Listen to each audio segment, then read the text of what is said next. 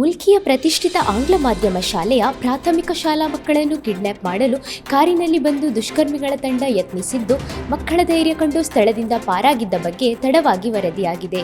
ಶಾಲಾ ಮಕ್ಕಳನ್ನು ಕಿಡ್ನ್ಯಾಪ್ ಮಾಡಲು ಕಾರಿನಲ್ಲಿ ಬಂದ ತಂಡ ಶಾಲೆ ಬಿಡುವಾಗ ಮಕ್ಕಳಿಗೆ ಚಾಕ್ಲೇಟ್ ಆಸೆ ತೋರಿಸಿ ಕಾರಿನಲ್ಲಿ ಕುಳಿತುಕೊಳ್ಳಲು ಹೇಳಿದ್ದಾರೆ. ಇದಕ್ಕೆ ಮಕ್ಕಳು ಬಗ್ಗಲಿಲ್ಲವೆಂದು ಕೂಡಲೇ ತಂಡದಲ್ಲಿದ್ದ ಒಬ್ಬ ಚಾಕು ತೋರಿಸಿದಾಗ ಮಕ್ಕಳು ಧೈರ್ಯದಿಂದ ಶಾಲೆ ಒಳಗೆ ಓಡಿ ಹೋಗಿ ಪ್ರಾಂಶುಪಾಲರಿಗೆ ದೂರು ನೀಡಿದ್ದಾರೆ. ಶಾಲಾ ಪ್ರಾಂಶುಪಾಲರು ಸಹಿತ ಸಿಬ್ಬಂದಿ ಸ್ಥಳಕ್ಕೆ ಆಗಮಿಸಿದಾಗ ದುಷ್ಕರ್ಮಿಗಳ ತಂಡ ಸ್ಥಳದಿಂದ ಪರಾರಿಯಾಗಿದೆ. ಮಕ್ಕಳ ಧೈರ್ಯಕ್ಕೆ ಮೆಚ್ಚಿದ್ದು ದುಷ್ಕರ್ಮಿಗಳನ್ನು ಕೂಡಲೇ ಪತ್ತೆ ಹಚ್ಚುವಂತೆ ಮುಲ್ಕಿ ಪೊಲೀಸ್ ಠಾಣೆಗೆ ದೂರು ನೀಡಿದ್ದಾರೆ. ದುಷ್ಕರ್ಮಿಗಳು ಆಗಮಿಸಿದ ಕಾರಿನಲ್ಲಿ ಮದ್ಯದ ಬಾಟಲ್ಗಳನ್ನು ಮಕ್ಕಳು ನೋಡಿದ್ದು, ಪೊಲೀಸರು ಶಾಲಾ ಸಿಸಿ ಕ್ಯಾಮೆರಾ ಪರಿಶೀಲನೆ ನಡೆಸಿ ದುಷ್ಕರ್ಮಿಗಳ ಪತ್ತೆಗೆ ಬಲೆ ಬೀಸಿದ್ದಾರೆ.